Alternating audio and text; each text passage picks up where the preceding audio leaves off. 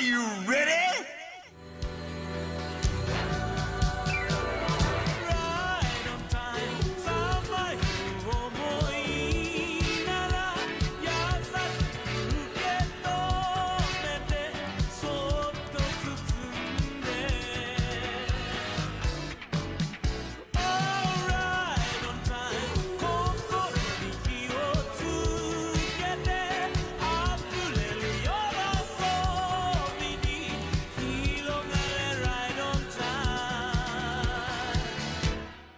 Hello, everybody. Welcome to another episode of the Weeb Club, not the Nen Show. Why didn't I introduce the last episode of the Nen Show? Fuck. That would have been the one time that would have made sense. I wish you put the Toriko opening instead of the Weeb Club opening, or both. I didn't know how you were gonna brand the episode. Honestly, like if you'd told me, I would have gone all in into it. But I guess it was an idea that you came up with after the fact. So. No, I had it in mind. I don't know. I should have said something. All you told me was like, let's talk about Toriko because we both read it, and I was like, okay, sure. Unfortunate.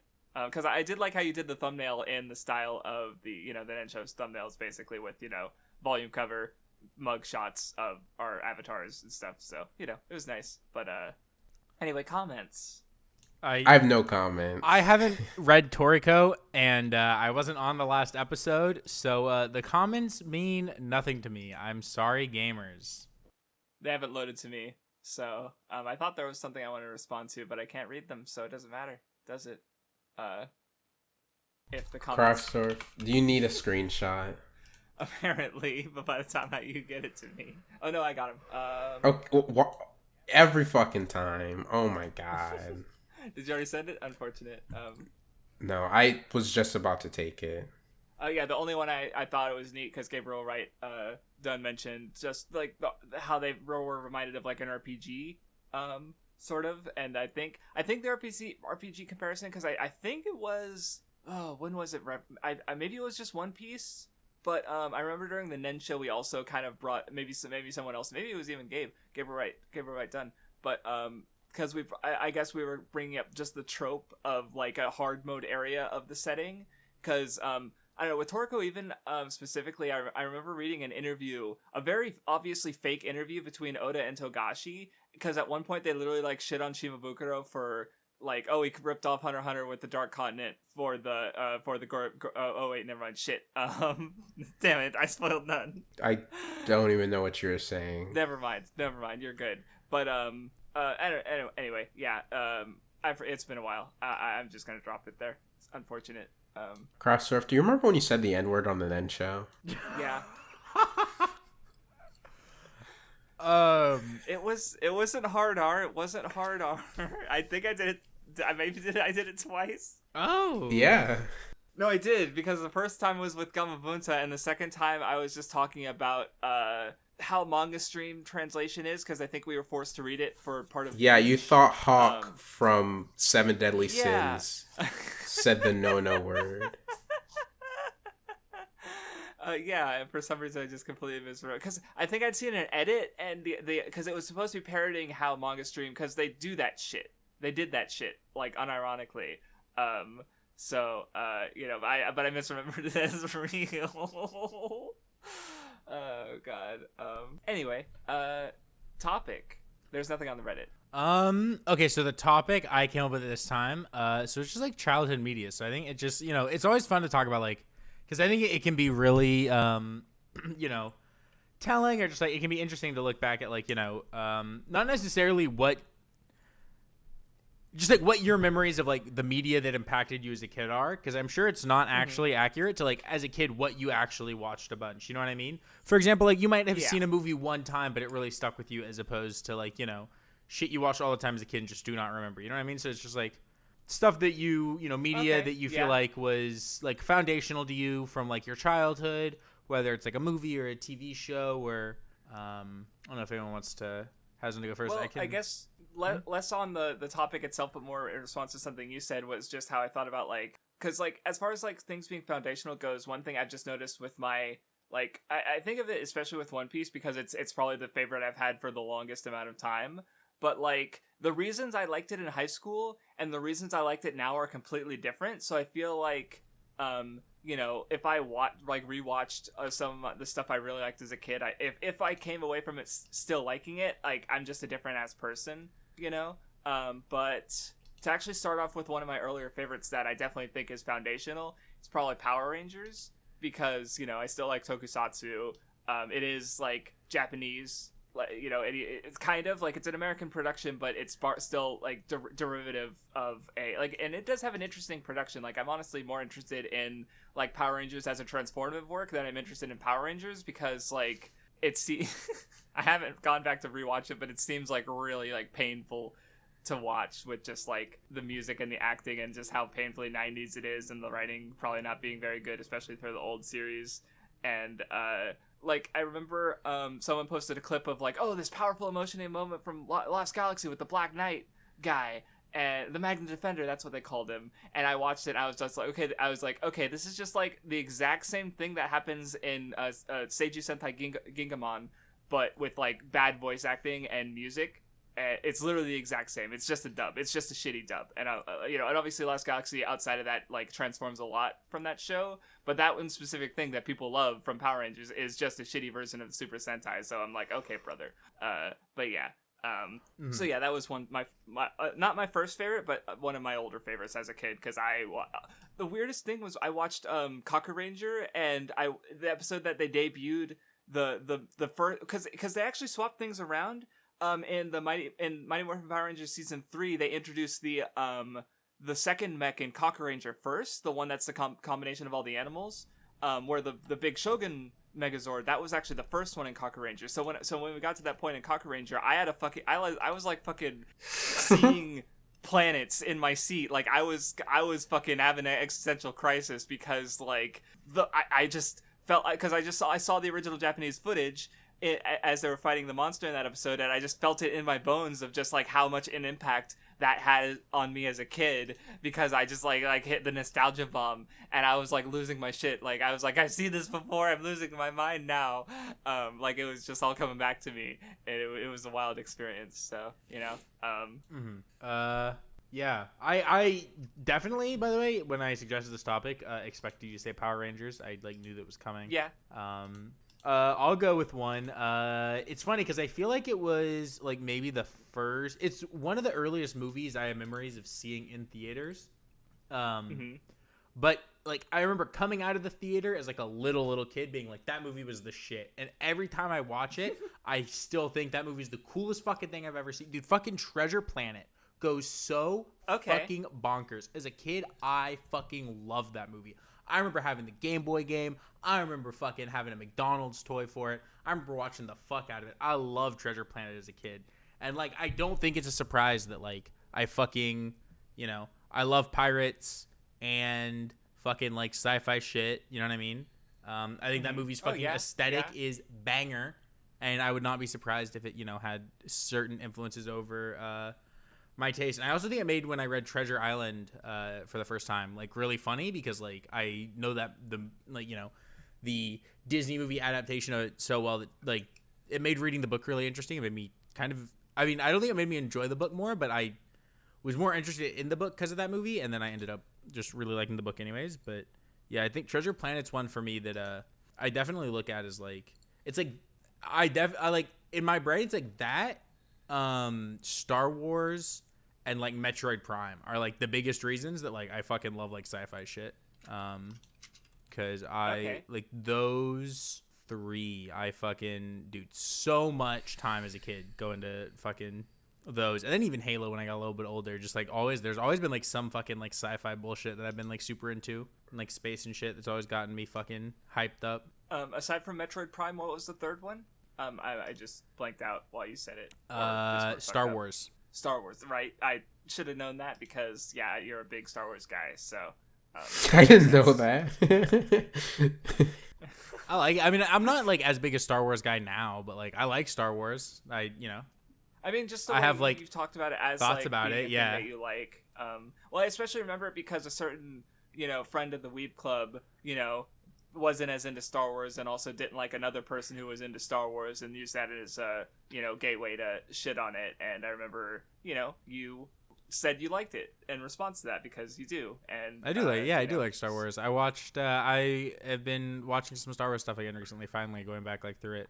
Oh yeah, I was. I keep talking about. I finally watched fucking like Phantom Menace again recently, which that's a movie I could talk about like that movie as a kid because it was so funny because I was so young and like. I was so young when I first saw that one and like episode 2 that like in my brain I couldn't like because Obi-Wan in movie 1 and Anakin in movie 2 have the same hair. Young me just thought they were the same person. So then like that meant that Qui-Gon in Phantom Menace and Attack of the Clones, Obi-Wan had to be the same person. He got a haircut. Yeah. He just got a haircut because the other guy has the same hair. Because I was like so little, right? Like.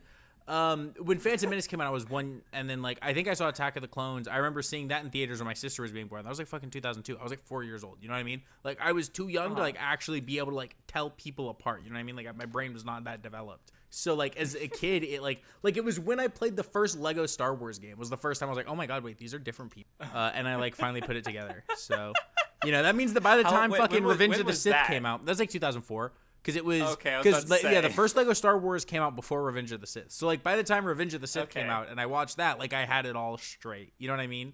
But it was there were a couple years there as a little kid where I was very confused about Star Wars. That's great. I love that. For me, my like. Easily what my first actual favorite is, like outside of like preschool shows, which I think for preschool shows I think Blue's Clues was my favorite. Let's go. I love that one too. Yeah. As a kid, like, mine was definitely Elmo. According to my mother, like if we're talking about like really little, right? Like 1, 2, 3 years old, mine was Elmo. Go ahead then. Oh, sorry. My like first favorite thing that like. No problem. That like I was just obsessed with was Teen Titans, like the original one, like the original cartoon, not like the comic or whatever. Like for me, like I just remember just being obsessed with Teen Titans and with Robin in particular. Like I just had this like this really big Robin plush thing. Like it had like most of it was like doll like, but for some reason just the head was like this hard plastic. I think maybe the gloves were hard plastic, but it was just like maybe the gloves, the head, and the shoes, but like the actual body was like a plush thing. I feel like it was just the head though, but it might have been those body parts. I had this like Robin action figure that I would carry around with me. I remember being at daycare with it. And some shitty kid tried to like take it or something, or like he tried to claim it was his. Like he told the teacher that it was his, so he could attempt to get it from me. That little fuck. And I remember him just like walking weird too. Like I don't even know how to describe him. I don't know why I'm remembering this guy. No, it's not even like he was like disabled or something. He just did that for some reason. I don't know. Like he would like straighten his legs and then like tilt to like walk like one step at a time. I don't know how to describe it. It's really weird. But I remember wanting to have Robin's hair. I wanted this like costume thing from I think it was from Universal or something. There was just like this Robin costume that I wanted and never got. I don't even like. I would have to rewatch Teen Titans like right now to try to identify the precise reason I liked it so much. Especially because I don't know how it relates to what I like now because it's been too long. And it's also like I don't know. Like I feel like what I like now isn't necessarily incredibly similar to Teen Titans. At least not on like. At least outside of surface level reasons. Because I was gonna say because as far as like I guess when I was to demonstrate the age gap, I was also really into Teen Titans, but it was as like a preteen / young teen, like because it was a cool show. And I liked superhero stuff. Like I also liked a lot of the DC animated universe stuff, even if Teen Titans was not part of the DC animated universe. But like, yeah, it's a good show. It had dramatic stuff. It had funny episodes. Like the cast was strong. Like, yeah, it's a solid. I feel like I'd enjoy it on the rewatch. I remember liking it a lot as a kid too. for the record. I feel like one of the reasons I probably liked Robin so much was just because, like, you know, he's a younger kid hero. Because, like, I also really loved Robin in the Batman, like, okay, like the animated one, not the recent movie. I know the one. I just never watched that enough of that show to actually get to that Robin, so I can't tell you how they're similar. Because like I don't know, the Teen Titans Robin definitely has more of like he's kind of like how do I put this? Like, I mean, mostly comparing to like Batman the animated series Robin, but he's a bit like, what's the word? I don't want arrogant, tougher. I don't know, cooler. I'm trying to place it. Like, there's something, I don't know. It's been so long since I've seen the show. Yeah, he definitely does have more of a sense of like sincere confidence in the Teen Titans one versus like the Batman, where like, you know, he is a kid who wants to be like trusted with doing more stuff, and he does think he's like capable, like more capable than he is. Yeah. But like Robin in Teen Titans, the show has a little more reason to back it up. At least also, initially before like Slade shows up. Well, yeah, what you just pointed out, what I just realized was that, like, you know, I assume in the Batman, well, obviously at the end of the day, he's different to, you know, the Batman, right? Who's literally just like, I'm you, but better in every single way, because, like, that's, you know, he's Robin's mentor. But in Teen Titans, like, he doesn't have any powers, but he's still, like, capable and cool. Yeah, he's still the leader. Right? So, and, like, literally, exactly. Oh my, and the fact that, like, there's this episode where Robin, you know, when Robin's the Red X, he's beating all the Titans by himself. That's right. Holy oh shit, my, like, yes. I forgot about like, that. There's so many moments in even just season 1 that like sometimes I think about, and he's just so cool. Like, I might need to rewatch Teen Titans at some point, because sometimes I do like look at clips and get reminded of some things that I really liked. But look, I just that show went hard. Like, but when they got into like Raven's backstory and shit with Trigon, and like fucking dude with Slade, because coming back from the Jesus Christ, like I remember watching that shit was wild, dog. What a show, actually. Yeah, good time. Yeah, that's definitely like pretty much the most defining childhood media thing for me, at least like the first defining thing, I would say, because like when I think of my first favorite, I think of Teen Titans. Nice. Well, what you guys remind me of talking about like old stuffed animals is, I guess technically, yeah, my first favorite was probably Barney the dinosaur, because I had a Barney plushie. No, I think that's right. The story my mom had is that she got me a Barney plushie, and then my brother got mad because he didn't get one, so she had to get him one too. Little brothers, I guess. And then this isn't even related to a thing, but it's just like I still have like my childhood fixation stuffed animal, like that I just kept with me all the time. Oh, I have mine too. It's filthy. She's got like a dent. The nose is dented. The eye is. That is not my brother. Fuck you. You have to admit, this guy literally looks like you. Leave me alone. I hate you. But yeah, like there's a dirt on her stomach because I took her camping and she fell, or I dropped her in the dirt. So yeah, I still have her. So yeah, I just thought I was just reminded. She's not from anything. Like, the tag is long gone. It's just a stuffed animal I saw in the store, and I'm going to love you forever, and I still have it. So. But anyway, I guess another old favorite that I have a funny it's Rugrats. I mentioned it before because it's come up. I just was like super into it as a kid. I have no idea how I'd respond to it now. I just vaguely remember parts of the show. I remember the characters pretty decently, obviously. The only real story I remember is we were visiting a relative's house on the other side of the country, and we had a flight to catch because we were leaving, and my excuse for not wanting to go immediately was like, but there's an episode of Rugrats on TV. Like, as a kid, I just didn't understand that, like obviously this was before 9/11, so airports were different in a sense, but even then, it's like, it's still a costly ticket that would be a pain in the ass to change, and like, we can't really be late for that. And obviously, you know, it didn't stick, but I just like that was my excuse for like watching an episode of Rugrats is worth being 20 minutes late to the airport, I guess, so half an hour late. So yeah. Craftsdwarf, I'm sorry, quick question, how old are you again? 31? 32. I just turned 32 32. 13 days ago. Your brother's younger than you? He was born December 1992, so he's like a year and a half younger than me. Yeah. Right. He's as old as this guy that I posted. This is your brother. No. Fuck you. My brother, like, the way he doesn't really look like me in a few ways. Like, we're similar in some ways, sure, but like he doesn't have a similar hairstyle to me and stuff. So but he's bald. No, he has longer hair actually. But Nice. Wasn't he a construction worker? Wouldn't that get caught on his shit? No, he works in like he works in like fucking, what is it called? Insulation. That's what he does. He puts in insulation into walls. That's what I remember. I don't know actually what he does now, because he did that before. I don't actually know what his day-to-day duties entail. So anyway, Vindy, you were about I'm to say trying to extract more lore from you. I'm sorry.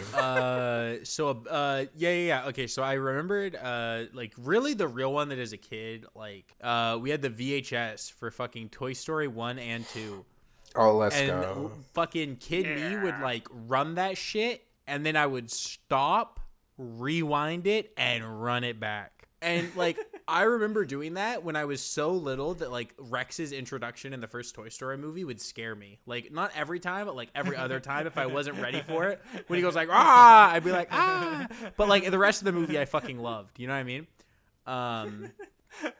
Oh, God, you just opens up some fucking... But, ripped like, open another Rugrats I thing. But fucking watched so much Toy Story. I had, like... Then, like, I watched so much of it that, like, I ended up having, like, a toy for, like, Woody and Buzz, and then, like, not, like, good toys for all of them, because, like, Woody and Buzz, I had, like, good toys, and then the rest were just, like, these really shitty plushes, but, like, I didn't care. And then, like, Kid Me even, like, wrote my fucking name on, like, the bottom of Woody's shoe. Yeah, it was a whole thing. But I fucking awesome. I love Toy Story as a kid. That shit, I watched the first two so many fucking times. Crazy. No, after Power Rangers, that was the first, like, big favorite me and my brother had, where we just, like, were super into it. We, like, got a lot of the toys. I remember we got, like, at least 2 of the Slinky, but he got tangled, so we had to, like, throw him away.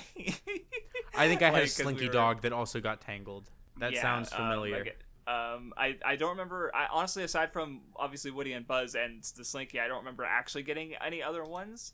Though I guess connected to the Toy Story fixation was Small Soldiers. Have either of you guys seen this I know movie? about it, but I have not seen it. I've never heard of this. So basically, the premise of the movie is that 2 toy designers are trying to use AI to make toys that can move and are basically tiny robots. And so, like, one of them has these monsters. Oh, but they're good people inside. Where this other one has military toys, like G.I. Joe kind of thing. And he decides to he basically puts an actual, like, military intelligence chip in them. And they basically go crazy and are literal murder robots. And acting, with the personalities of soldiers and stuff. And so the monster toys have to help the humans not get fucking killed by the military toys. So it's got the same, like, the toys are alive as Toy Story, but it is completely different. It's also not an animated film. The toys are animated, but there's live action actors as well.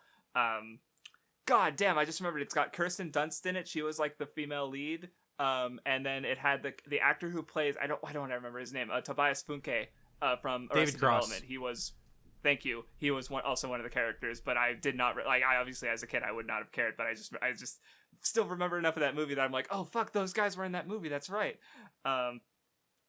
So I have not seen that movie in a hot minute, but that was also as much of a fixation as Toy Story. Like, we got sad when they stopped selling the toys because obviously it was not as big of a success. I might still have some of those toys somewhere actually, but we definitely had more of them than we did the Toy Story ones, I think. But the rift you opened in my head about Rugrats that I brought up earlier was being terrified of that one episode where Angelica, she thought her parents were going to have a baby brother, and like she kept having nightmares about the baby brother being fucking terrifying and like at one point eating her.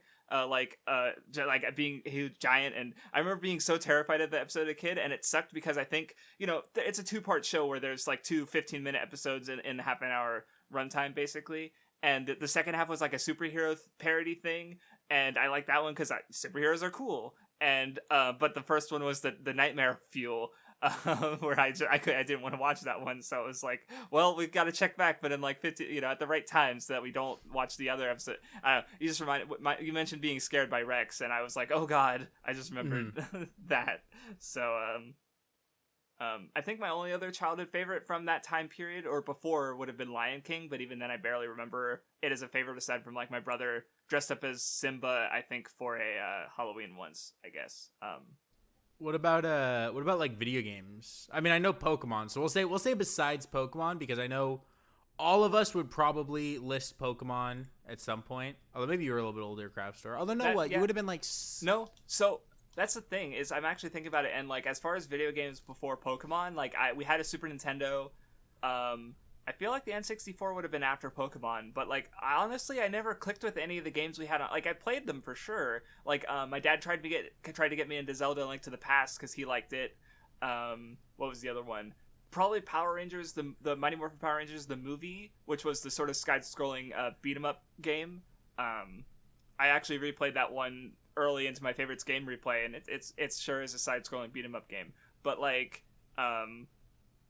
really, aside from that, like Pokemon might have got me into games basically. Like I definitely played games like Mario for sure. We had it's Mario All Stars, so I definitely played them. But I feel like Pokemon was the first time I really got into a game, and obviously that like I think we've talked about it, Vindy, but like the Pokemon anime was really like, or maybe I've talked about it on the Weeb Club, but the Pokemon anime was what got me into Pokemon as well. So but yeah, I definitely feel like Pokemon was my gateway into being more interested in video games for sure. Which I didn't even click that together until you brought up Pokemon. I was like, oh yeah, that would totally have counted as a favorite. Yeah, well, I just don't count it. Yeah, like when I'm thinking of like childhood video games, I just don't count it because it's like I feel like it's anyone who is like really like your age, I feel like Craftsdwarf and younger, who like enjoys Pokemon, like obviously it was a massive part of their childhood. You know what I mean? So like, it doesn't need to be like. The three of us talk about Pokemon so much, I don't think we need to sit here and say, like, oh, yeah, I loved Pokemon as a kid. The same way that, like, genuinely, and I mean, part of it's because we also talked about, like, None and I don't need to sit here and say, we were kids in, like, the early to mid-2000s. Of course, we fucking loved Naruto and watched that shit on Cartoon Network. You know what I mean? Yeah. Like, we don't have to fucking, like, say that because, like, it was just, like, of course, like, we watched fucking, like, Ben 10 and shit. No, yeah, I mean, that does happen, but at the same time, well, because especially, like, with those two examples you get, like, I watched those shows, but I would have been older than you guys, so they wouldn't have been as, like, they weren't as life-changing to me, right? If that makes sense. Like, Naruto was a cool show, I liked it, but at the same time, I was also getting into One Piece, which I liked more, obviously, even at the time. And then, like, Ben 10, it was a cartoon. I don't even know if I liked it that much, because I remember I was probably getting on, like, I remember, like, I didn't even watch Alien Force because I was just online at that point and people were, 4chan, they were shitting on it. So I was like, whatever. I don't, I wasn't watching TV at that point anyway. Was that the name of what's the second show where they're older? Was Alien Force? Okay, I was right. Okay, I was like, wait, hold on. There's only like 50 Ben 10 shows. I better be talking about the right one. But yeah, but no, yeah, Pokemon is absolutely, like, I agree, Vindy, where it's, because I was in second grade when it came out, and it was huge. Like, I saw the Pokemon boom, go from, like, what the fuck is this, to holy fucking shit, everyone cares about this. Yeah, and I don't really remember a world before Pokemon, I guess. Yeah, no, I remember when we were talking once, and, like, I pointed out, I forget what we were even talking about, but I like, Mew, and you realized from what I was talking about, where it's, like, the only way you could see Mew is by going to the movie, and how, like, the Pokemon movie being this fucking massive experience, again, for people in my age range, versus, like, where nowadays, sure, they've revealed these mythic Pokemon, but you'll be able to get them eventually, where Mew wasn't really, I legitimately don't know the first time it had, like, really wide availability, because it would have been an event later down the line, rather than, because it was just harder to, there wasn't online distribution, like, how the fuck do you go to your Toys R Us? Like, that was probably the first one I remember, is being potentially available to me, is going to Toys R Us and get Mew and Fire Red and Leaf Green, so, like, it really was a mythic Pokemon, now that I think about it. So yeah, if you guys had any more tidbits, I mean, I guess we talked about it enough, but if you guys had anything specific to you that you wanted to share with Pokemon, With Pokemon, no, because I feel like I've talked about it a lot. But I can talk about like other games. Yeah. I played the fuck out of like Mario Sunshine and like Wind Waker as a kid. Like those two games. Like yeah. I had a bunch of games I can remember playing on my GameCube. A lot of them were licensed games, but like when I think of two that like I really would just keep coming back to, putting in it, like those two are like the big ones. That like I played so fucking much of Sunshine and Wind Waker. I honestly forgot. Like I didn't click with Ocarina of Time.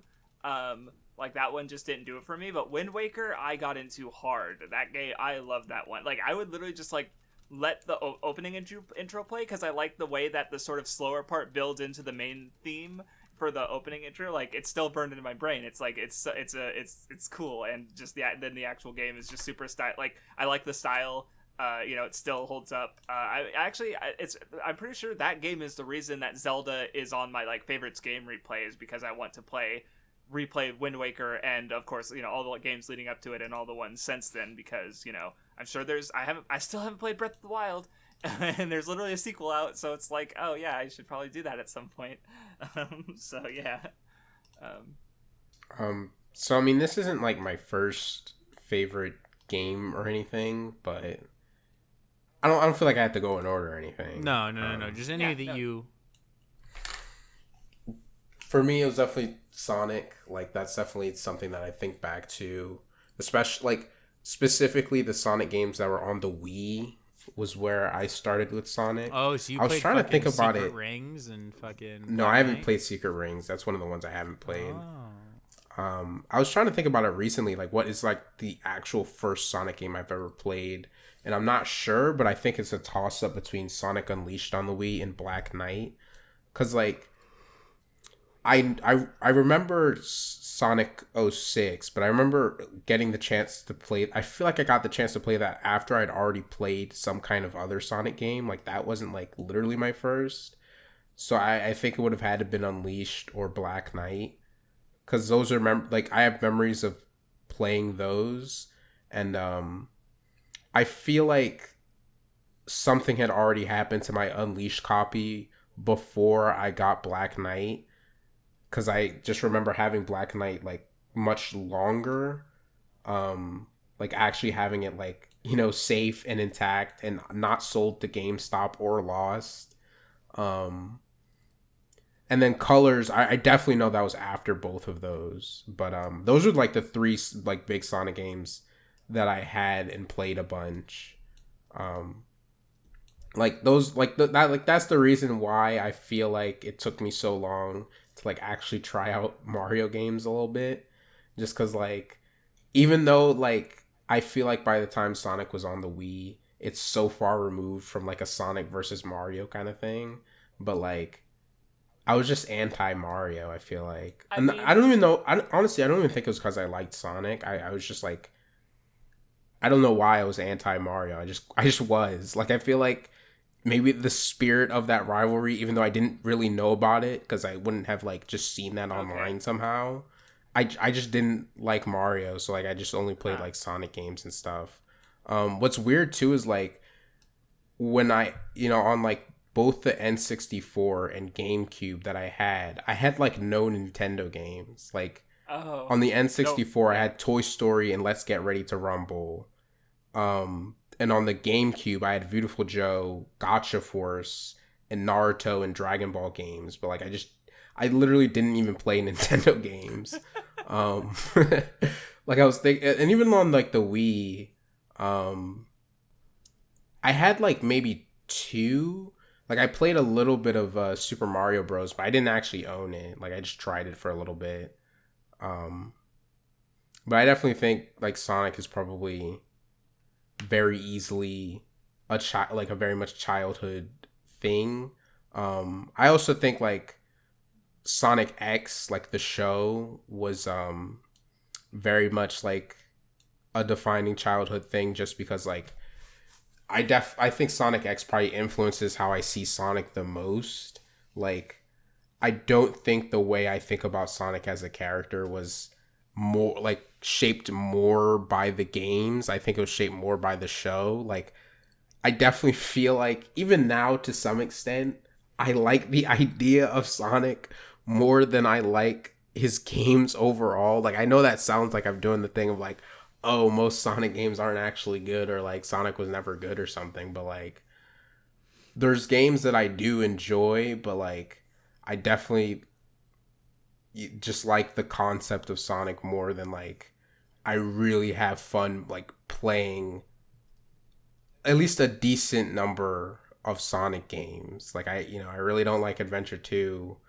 Even some of the games that I do enjoy, like Heroes, it can be kind of tedious to play after a little while. So I feel like Sonic X is like the biggest reason I have for loving Sonic. And if I hadn't seen Sonic X, I'm very unsure of how much I would love Sonic, especially when I think of Sonic's voice in my head and I think of like how Sonic is, I feel like I'm thinking back to Sonic X, and like I don't know. I feel like that's probably something I should revisit just because I think it was super important, I feel like. Do you remember how you got into Sonic actually, Vindy? Was it the games? Yeah, dude. I played the fuck out of Sonic Heroes. Actually, I think it started. So my younger sister had bad asthma, and I remember as a kid one time, she was like in the hospital. I think I've told this story before. She was in the hospital with like asthma complications. It wasn't like serious, right? And we never like pretended it was serious, but she was just, in there for a couple days, and it was like a children's hospital, and they had fucking Sega Genesis with Sonic, and I remember playing the fuck out of that.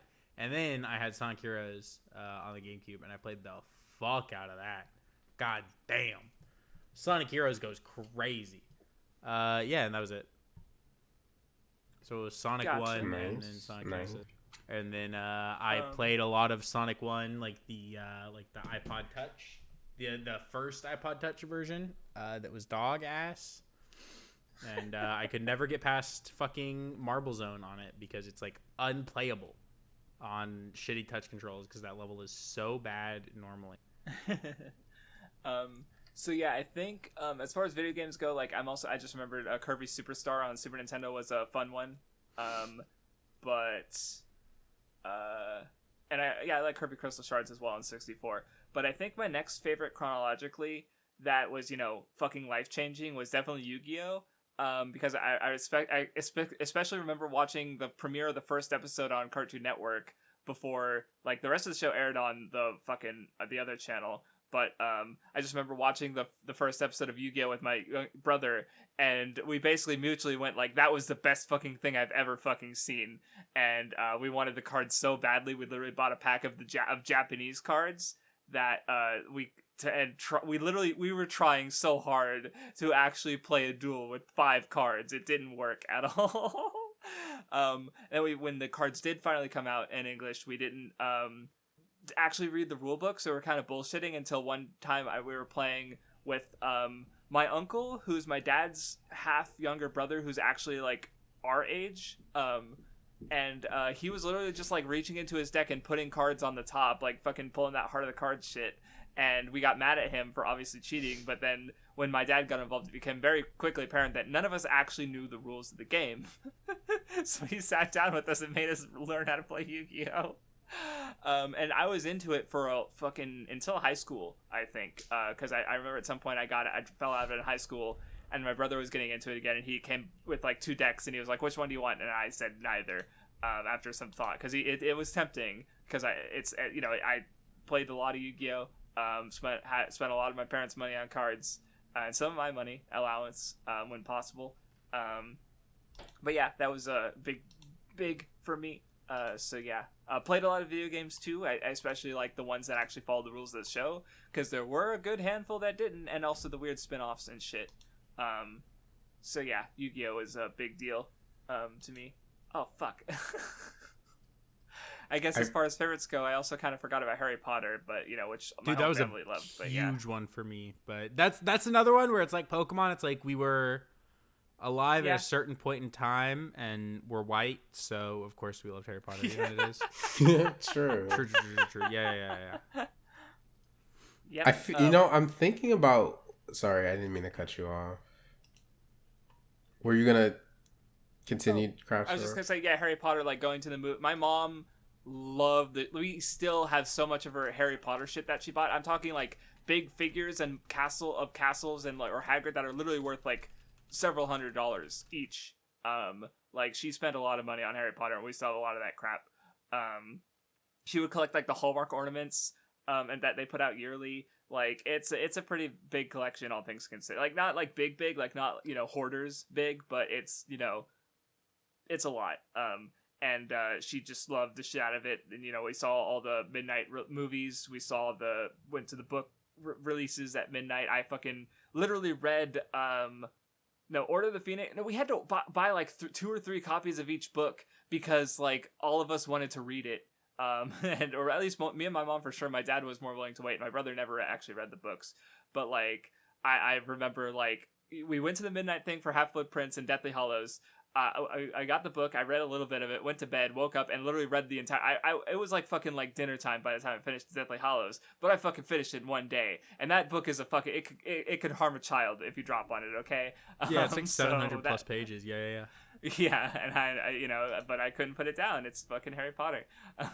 Yeah, well, at that point it had been such a long by the time that like Deathly Hallows came out, it had been such a long journey, and everyone just like at that point it's like everyone just wants to know what's gonna happen, and like it's something like that was different like before social media was as prevalent. It was like that book came out, and I was like everyone's gonna read it, and then like eventually people would start talking about what had happened, whatever. The next time people start going somewhere socially and people had read it. So everyone's just like trying to read it like as soon as possible. You know what I mean? Yep. Yeah. Especially after Half-Blood Prince, where there was the infamous Snape kills Dumbledore. Like I saw so many memes on 4chan about that. He just spoiled me? Oh, fuck. No, I already knew that from the last 2 times you've said that. Nice, you got me, bro. Actually, but like I remember one. There's like it's probably still on YouTube. It's like a Leroy Jenkins thing, but it's like it starts the Leroy Jenkins bit, like it's like because that was also a meme at the round time, and then it just goes into literally a bunch of Half-Blood Prince spoilers, including Snape, starting with Snape kills Dumbledore, and then it just goes more. And I'm pretty sure that video was released before. That video was definitely released before the book came out. But people are trying to especially because it's 3 words, it's easy to do. I remember it being a big thing. Vindy, especially after that, people. But luckily, Deathly Hallows isn't that you could spoil character deaths, but there's also so many of them in the book, and there's nothing that easy to spoil as and major compared to Half-Blood Prince, but still. Well, I don't know if that's true. I mean, can you? There are so many character deaths in fucking. Yeah, that's what I mean. But they none of them have the same impact, I think, as Harry Potter literally dies in the book. Kind of. It's more complicated. No, he than objectively does die. Yes, he comes back, but yeah. Why are you okay? That's fucking. You're just going crazy. Stop. Well, he asked me to tell him one. I told him one. Well, let's put it this way: if you heard it, it sounds fake, and you check the end of the book, and anyway, I'm done. It's different. All right. Okay. I was just gonna say that I felt like I was maybe underrating how much I did care about those 3 Sonic games I was talking about, because I do have a lot of memories playing those. Even though I attribute a lot of the reason I love Sonic to Sonic X. I was sitting here thinking about just so many moments that I spent with those games in particular. Just fighting King Arthur a million times in Sonic and the Black Knight is something I remember, because I literally never got past that, so I never beat the game. And it wasn't till I don't know, maybe 4 years ago or something when I found out he isn't even the true final boss of the game, but I had no way of knowing he wasn't, because the game makes it seem like he is. Okay. And then there's with Sonic Colors, someone who was my best friend at the time, we would play that a lot. That was one of the games we would play a lot. And borrow from each. Well, I think it was my copy. I think I let him borrow at some point. It has a multiplayer mode. So I don't even think we played the multiplayer mode. I think we just took turns just playing the game in general. And Unleashed, I still remember just in my head some of the ways that the Wii version in particular looked, just because it doesn't have the normal like world travel thing. Like it's not as open, and there's this like weird like pyramid rotation thing that I'm kind of playing back in my head. I don't know how to describe it at all. I'd have to like look at it. Mm-hmm. But I think I still would actually really love Sonic, even if I didn't really watch Sonic X. It would have just been like not as strong, but like I think I would still be really into him. I do kind of wonder how different things would be if I didn't watch Sonic X though. Yeah, no, that because like it's that if you like you said that one kind of especially because like what the Black Knight one that's like not that's a weird isn't it an RPG or how is it? No, that you're thinking of Sonic Chronicles. No, I'm not. Sonic I just saw Sonic with a sword and thought, wait, is that no? Not... Okay, it's so I mean you still like run. It's just like you run and you swing the Wii remote to use the sword like with motion controls. Oh, okay, gotcha. I just saw. And like the path you run on is a little more set. Like there's not as much like area, like alternative paths to go. It's more so like kind of run in this general direction and kind of avoid certain things, but you're mostly focusing on like swinging the sword to deal with enemies. Okay, gotcha. Yeah, I think like it's not an auto run by no means, but it can kind of feel that way a little bit. Yeah, I think I saw Sonic with a sword and then also knew there was a Sonic RPG and just kind of equated the two in my head. So, but I was thinking about another area of favorites I haven't really talked about. Well, I guess I have, but not from this time period because movies, I definitely liked Spider-Man 1 and 2. I don't know if I would have considered especially even Spider-Man 2. That was the next thing I would have brought up. Because, I was thinking of Spider-Man as well. You know, like it's definitely a favorite now, but one thing I definitely thought was a favorite and still think it's a favorite is The Incredibles. Because I remember watching it with not my family and also like a family of friends. Yeah, like a friend family. I don't know what the word for that is, but like my mom was friends with their mom, the mom from that family, and then their son was best friends with my brother. You know, so I remember we all just sat down at their place with my dad. One of the rare times he hung out with them, and we were just watching The Incredibles. And you know, I think how I described it because it's like it's not my favorite movie, and it wasn't my mom's favorite movie, but it was a movie that we both like connected over because we both really still really like. She loved that movie, and I loved that movie still. You know, so I think about that one, and also just I'm the continuing trend of liking superhero shit. And yeah, Teen Titans would have been around this period because I was pretty into that show. Probably not as much as some of my other favorites, but I was, wanted to Justice League and Justice League Unlimited. That was the other one I was thinking of that I was going to mention because those, fucking phenomenal show. I really want to rewatch them because the DC, AU in general is just super good. So yeah, actual superhero Dick Rider. I'm realizing it now. Like it started with Power Rangers, but it's not wrong. I think for me with the Raimi trilogy, as a kid, my favorite one was the third one, just because like Black Suit Spider-Man is just cool as fuck to like any kid. And like I didn't obviously notice like areas in which I feel like 3 isn't as strong as the other two. It was just my favorite because it had like Black Suit Spider-Man and like, it obviously had a bunch of villains in it. Like, there's like, I mean, obviously like, Venom / Eddie is like, the main antagonist and stuff. But like, as a kid, it's like, it's kind of like you could not really view anyone as the main villain. Like even as a kid, obviously I knew Venom was the main guy, but like, it was still like cool to see him fight like all of like, Venom and, like Harry, and then also Sandman.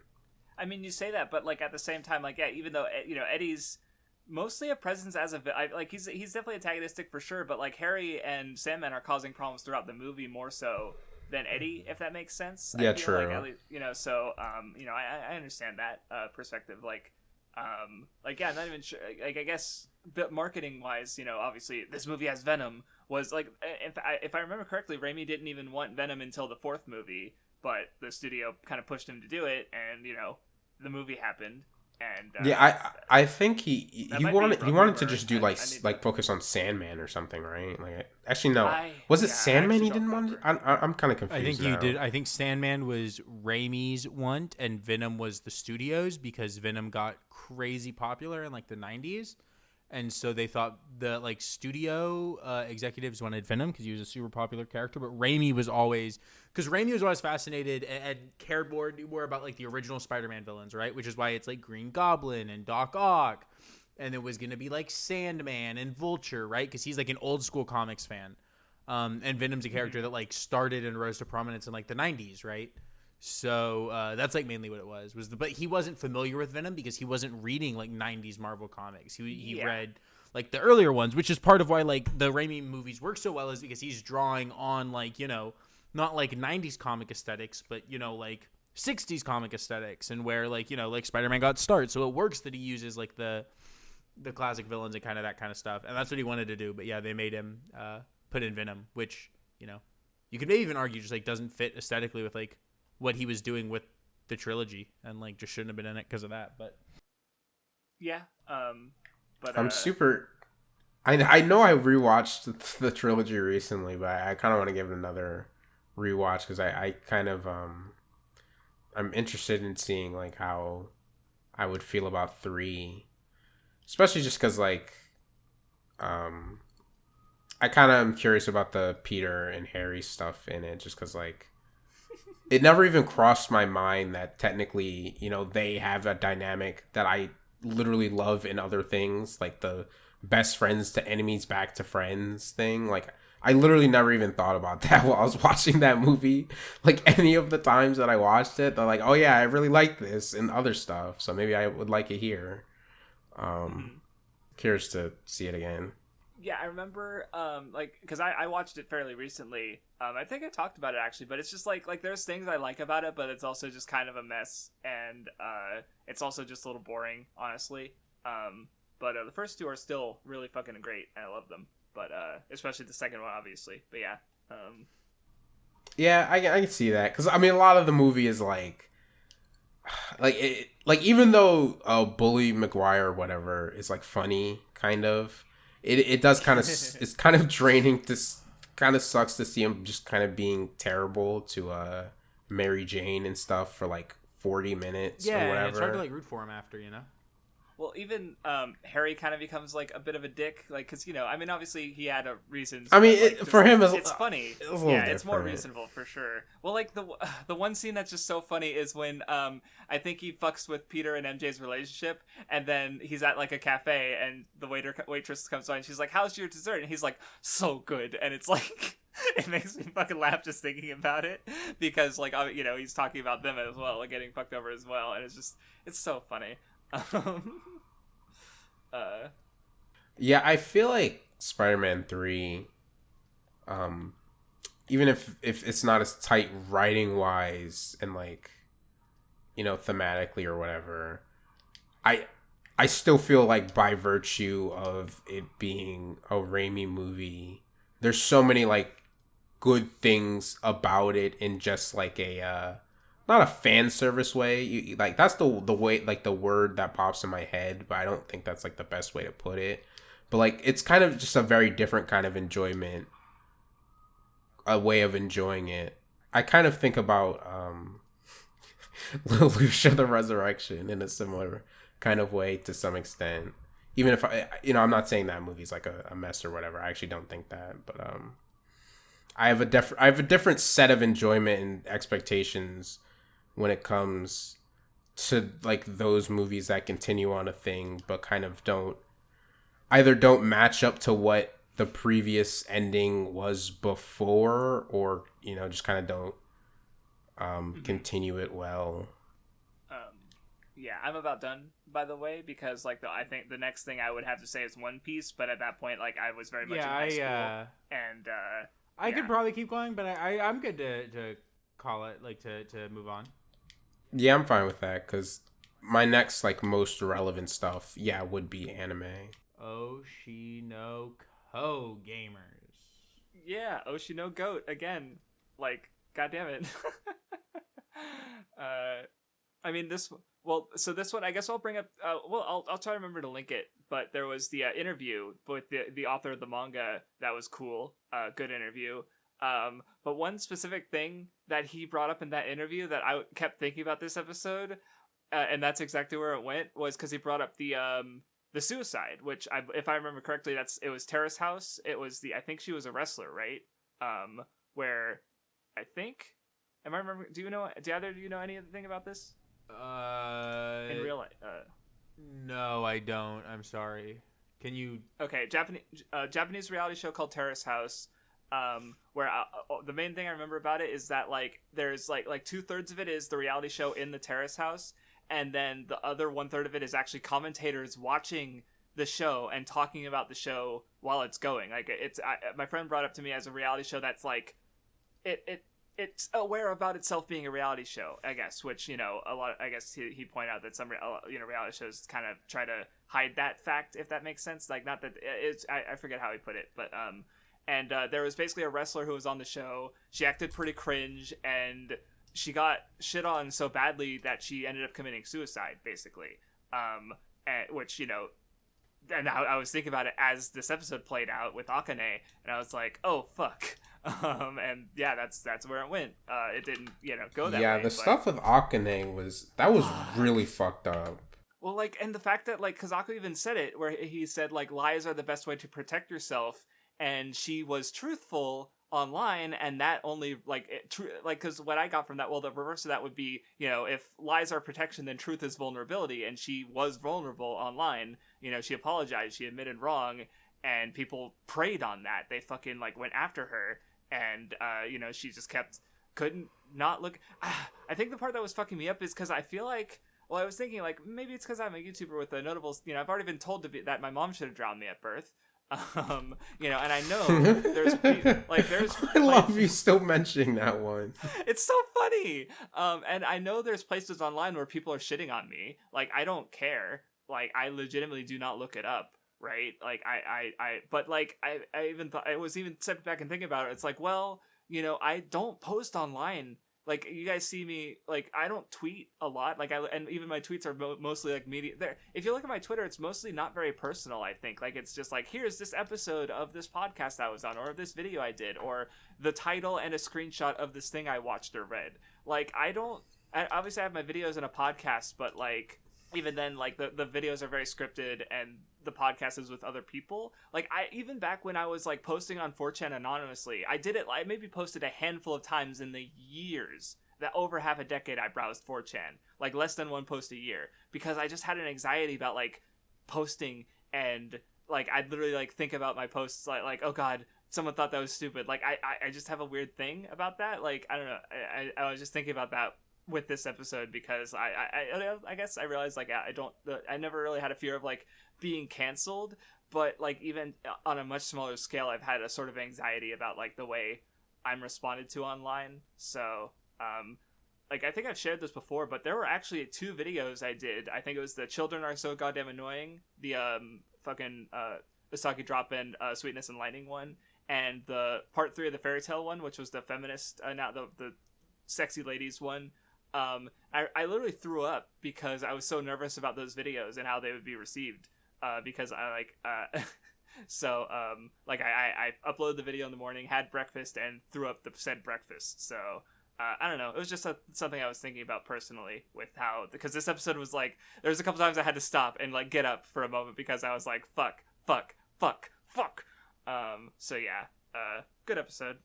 Suka biat pushon no hoi. Don't speak Russian in my fucking presence. Okay. Hater number 1 over here. Didn't deny it. Yeah, I would never deny the truth. Yeah, I liked Oshinoko. Good show. I don't know. It's cool. I think I really enjoy right now that, like, the brother and sister have, like, different like, whole different things going on. And like, we're getting a good amount of each every episode, where I feel like, because I watched both episodes, like, last week's and this week's, like, now, like, before we recorded. Oh, yeah. And I felt like both actually gave a good amount of, like, I got a good amount of, like, scenes with the sister and the brother. So I feel like you know what I mean? Like, It wasn't just like, Yeah. oh, now it's the sister's idol arc. It was like, there's that, and there's him on this dating show, and you're getting both at the same time. I think it's nice. Yeah, and it is nice that they also have like their own kind of own separate groups of characters that are like, you know, this is for Aqua's acting stuff, and this is for Ruby's idol stuff. Like, obviously their characters, like some of the characters intersect between both. Like, obviously Kana was with Aqua and with acting, but now she's doing the idol thing with Ruby, and I'm sure, like, you know, maybe there'll be a show where the three of them are in that or whatever, but like it's still cool that they have like their own groups somewhat.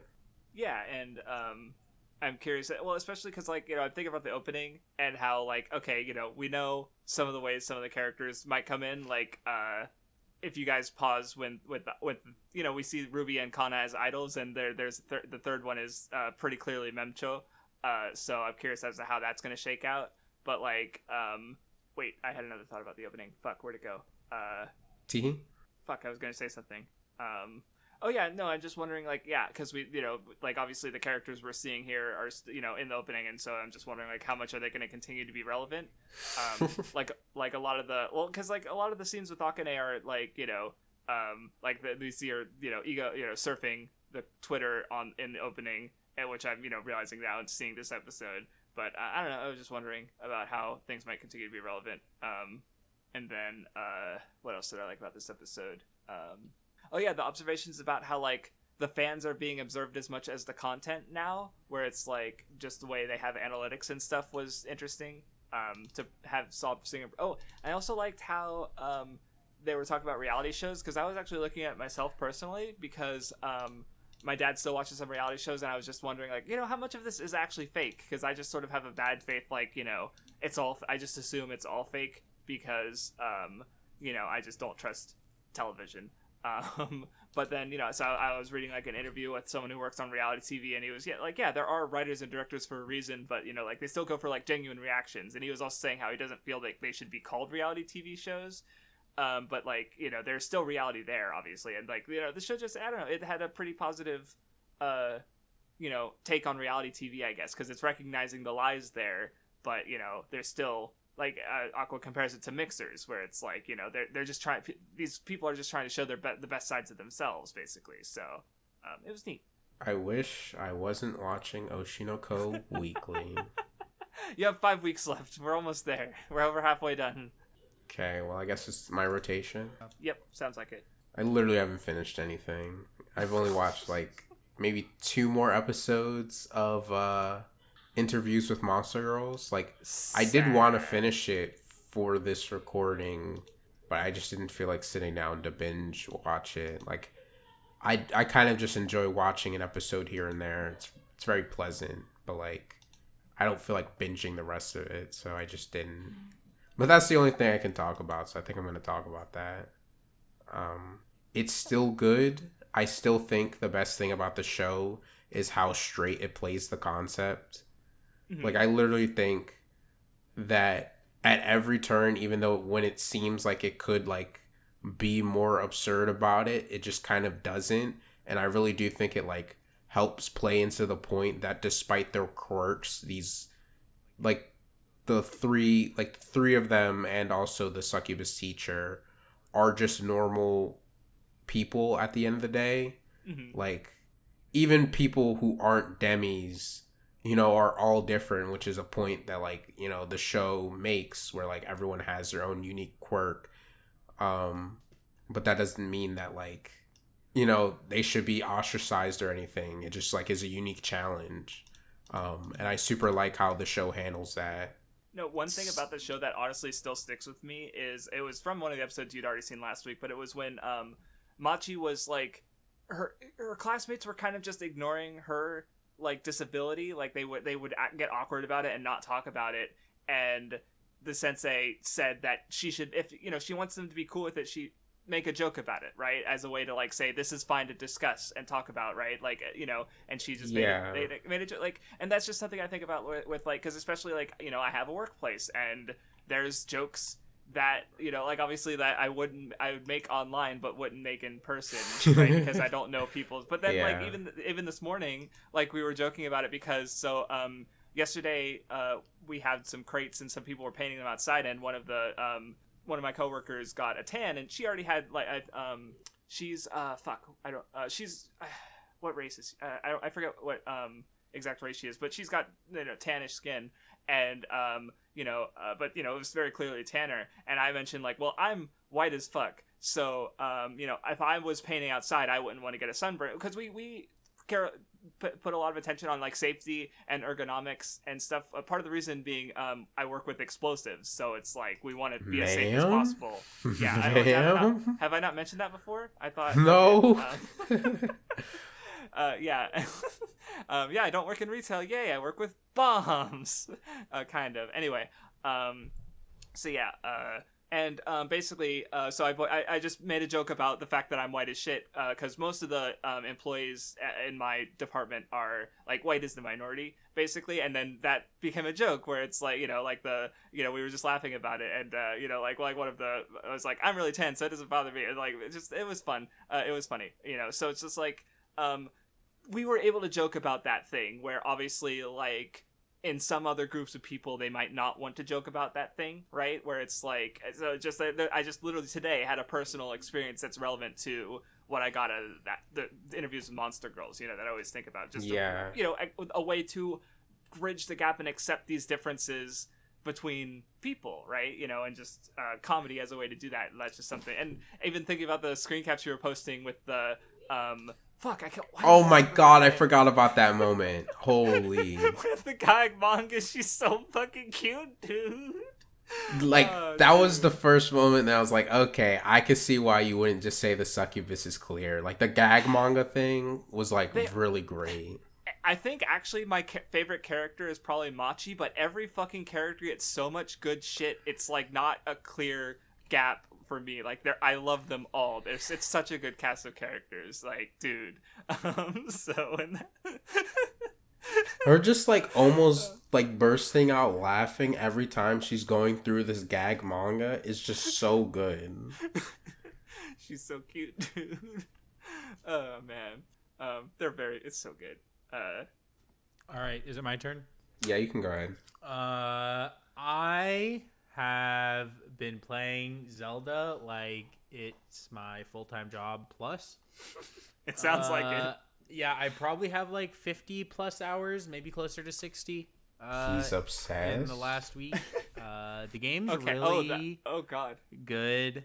I think it I don't have some of the issues I had with Breath of the Wild. Like, I think first of all, its story starts way more engagingly. Like the hook to the story works way better for me, so I'm way more interested, and there have been more moments that I've liked as I've been playing through. There's a gameplay thing that I've seen that I don't want to talk too much about yet, but I want to go off on later. I just want to wait more before I talk about it because it's tied to story completion. I know a lot of people when they play like Breath of the Wild and, you know, stuff, and like I'm sure they'll do it with Tears of the Kingdom as well, where it's like, you know, they don't do a lot of story, right? They spend most of their time exploring, and then we'll do story like near the end. So I don't want to spoil like the thing that like I fucking love and I can't believe like is in the game the way it is. It's so fucking cool, and if it does what I think it'll do gameplay wise at some point, I'm gonna lose my fucking mind because it's gonna be so cool. The greatest thing in any Zelda game potentially if it does what I think it's gonna do with it. But yeah, it's fucking awesome.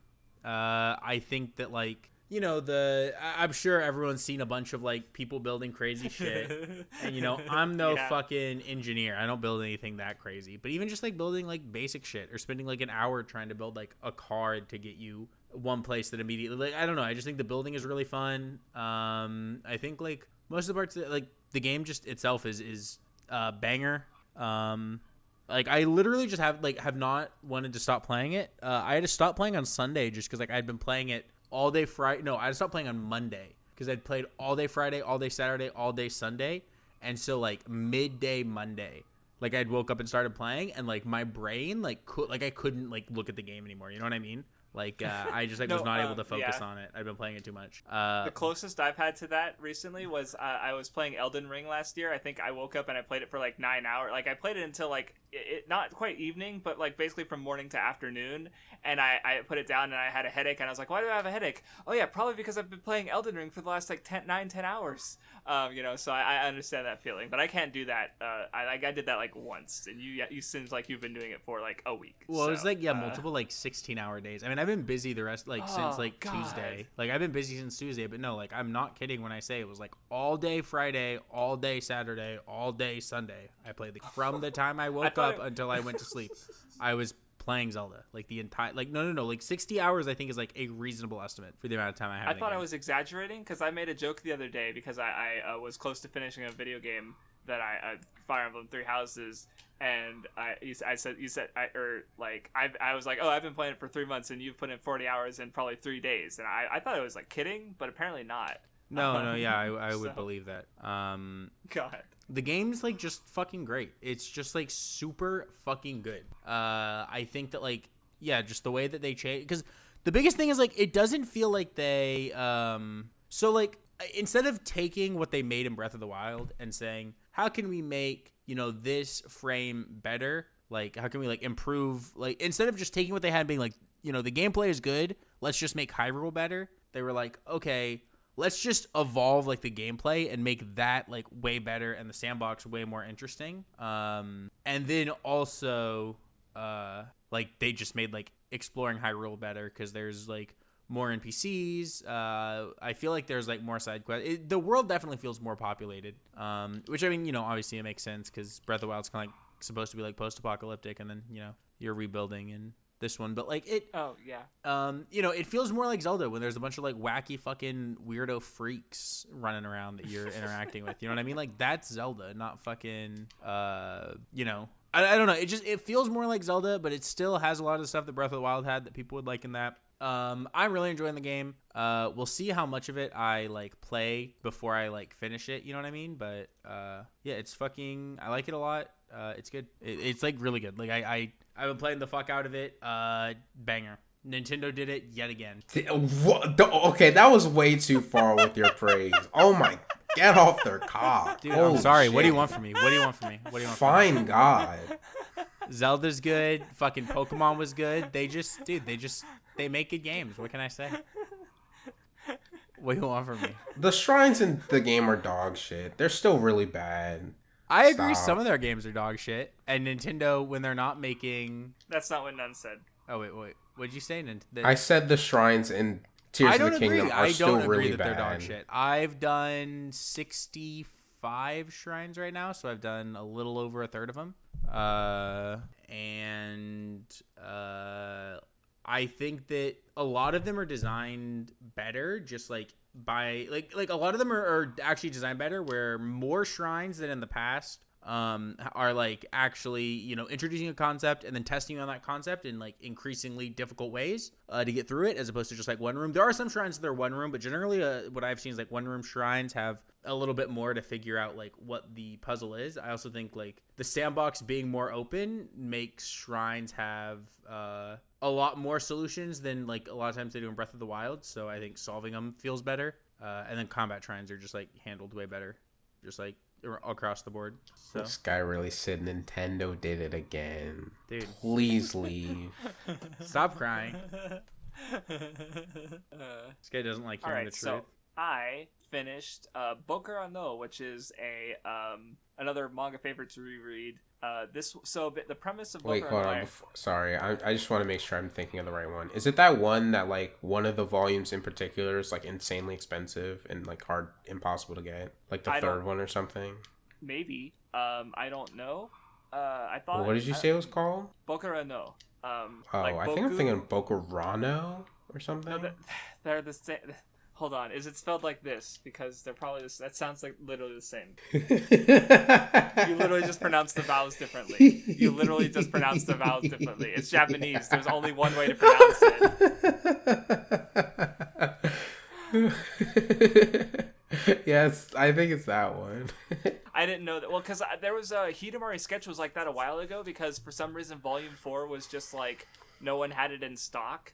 until I think the assumption someone made was that like someone found it a box in a bookstore somewhere, and once they were sold, like then more copies were printed, I guess, or something like that. So I remember for some reason Hidamari Sketch Volume 4 was hard to find, but maybe that's true in this case, because I do have all the physical volumes. They're used because I read them, but I have it is this series for sure. I just don't know which volume it was in particular. That so yeah, I guess I'll mention. Hold on, let me grab it real quick. Oh yeah, I'm seeing 139 for volume 3. Because yeah, if that's the one I'm thinking of, then it might have been restricted because 187 for 4, but some of them are like 30 and stuff. But it seems like the like specific volumes are like way more than the other one. Okay, well never mind. There's another volume where that. Okay. Oh, that might be it. Okay. Well. All right, so yeah, I don't know why that volume specifically. I can guess, but anyway. So describe the series. It's I also described the series to you before when we were on call the other day. But basically, the premise is 15 kids are sort of contracted to pilot a giant robot, and yeah. And so the giant robot, this is just like very early series spoilers, but basically, as they come to discover, the giant robot is powered by their life force, and if they pilot it, they have to fight a thing, and if they lose, it's basically assumed the world will be destroyed. But if they win, the pilot alone dies, and so it goes pretty in depth with the concept, where it's kind of explores like some of the mechanics. A lot of it is also hand waves, because there's bit powers well beyond the scope of all the characters involved in this shit. But like the way it sort of touches on like how like the government gets involved, there's just some cool things it does, like setting wise, I think, and the way I think what there's a lot of each of the characters gets an arc basically, which of course ends up in their death basically, and it's so like I find this series series clicks with me. I just like that idea of like these characters, because they're middle schoolers, and now they have to just figure out what to do for the rest of their lives, which is going to be like for some of them a few weeks, for the rest of them maybe a few months, but everyone dies eventually, but like they're being stripped of their adulthood basically. And so it has a bunch of different takes on like there's some ideological discussions, sort of like collectivism and individualism, because at the end of the day they're an individual dying to save the rest of the world, and sort of like so what comes up a few times is like, how much does this character or value the world that they live in, and what do they think about it? It's very dark. It's seinen manga. It's the same author who did a Shadow Star, Narutaru, which I don't know if you've touched it none, but I remember you were interested in it a while ago. I don't remember what that is. I don't know what that is. Yeah, I don't know why, because it was a series I read for the backlog builder. And for some reason said I might. This was years ago, mind, and I said I might do a video on it, and you said you might be willing to let me know when I was going to do that, because you might wanted to edit that video. What the fuck is that series? I don't know what it is. It's also kind of dark, but it's also if you watch the opening, it's very light and fun and silly and cute, and the show is not like that at all. So it's one of those. What was it called again? Narutaru. Narutaru. Yeah, and but as far as like basically it being dark goes, and why volume 3 specifically, I don't know what the fuck happened with the production of this volume, but at least like flipping through it, let's see, in the first 20 pages, the kid who's about to die is basically like losing his mind, and he assaults one of the other characters sexually. He just grabs her breast, but I don't know if that's it. And then later, probably one of the darkest things happens in the manga. But I'm just gonna say, there's multiple, middle school child sexuality things, and it's not like it's rough. It's rough. This manga has one of my fucking most hated characters, I will say, and it's not one of the kids. It's fuck. And that happens in this volume. It's like a teacher or something. A teacher takes advantage of one of the kids, and it's not good. It's very bad, in fact. And yeah, and that happens in volume 3. So I don't know if that relates to like maybe it stopped being printed because of some of the shit that happens in this volume. Like because it's the back says for older teen, like teen plus, so for older teen, but it's not like you actually see anything. No, there is a different volume where with one of the kids where she ends up like saving one of her classmates during one of the battles, and because she literally like went off to have sex with another kid, and they're both naked, so like that happens. So yeah, and it's, you know, like I said, the manga is fairly dark. Anyway, what I definitely click with it, like this, like I like that idea. Like I realized reading it that it probably influenced me with some of my like writing and stuff, because like one of my favorite characters who I've written is also a character with a sort of limited lifespan, where she has a disease, you know, a lung disease, where she's basically got about 2 years left to live, and she's sort of wants more from her life than, you know, 2 years can offer her. And you know, she's literally like probably one of my favorite characters I've ever, you know, written. And I realized rereading this, I'm like, fuck, you know, this manga is probably more influential to me than I thought. And it's still like, it just like the arcs just get super emotional, I guess, like because, you know, not every one of them, but like it got me crying multiple times, and the ending, like it all builds towards the final arc, and it's fuck, it gets rough. Like, and I'm purposely hiding certain things because that are also really important to the series and interesting, because, you know, I don't want to spoil, obviously, but you know, if you're in the mood for something sad and dark, I like Bokurano a lot. It's a really good manga. How many chapters is it? It's 11 volumes. 4 volumes. It's pretty short, all things considered. So I guess that's another thing to note, is because I mentioned the same with Hoshi no Samadare, where because that's 12 characters in 10 volumes. This is 15 characters in 11 volumes, and it still has, I'd say it still has a pretty fucking solid cast, because they all get their, you know, very individual focus, and you know, I guess, yeah, no, it's a good, I like it. It's a good manga. Yeah. Wrap up. What are you guys doing next week? So I'm in Vindy. I kind of know what you're doing. Yep. For the next few weeks, probably. It depends. It depends on if I could finish Zelda, whether or not, because I'm not going to talk about it again until I finish it. You know what I mean? Okay. If I finish it before next week, and I don't know if I'll count finishing it as like just finishing the story or what, and I don't know how much, like, if I even would be able to, based on like how much I want to do in the game before next week. But yeah, we'll see. Well, yeah, that's what I meant by... You have to build at least one mech before you're considered done. Well, from my understanding, I think the mech thing is something you get the ability to... I definitely can't just like build a mech. I can build like a flying machine, but there's like the actual mech stuff that I've seen is I think. But yeah, I was gonna say, just like, you know, if you're gonna be mostly playing Zelda, then, you know, what else are you gonna talk about next time if you're not finished with Zelda? So, you know, who knows?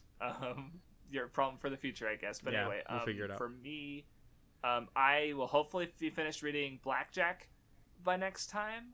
The Tezuka manga, which is I'm reading right now, and then you know, I still have last year I watched all of Ghost in the Shell, which is like one of the last things I have from last year I still want to talk about, and then I also watched Guardians 3, which I realized I never talked about. Because it's bad. It's really bad. Yeah, you're right. Yeah, that's what everyone says. It's the worst Marvel movie.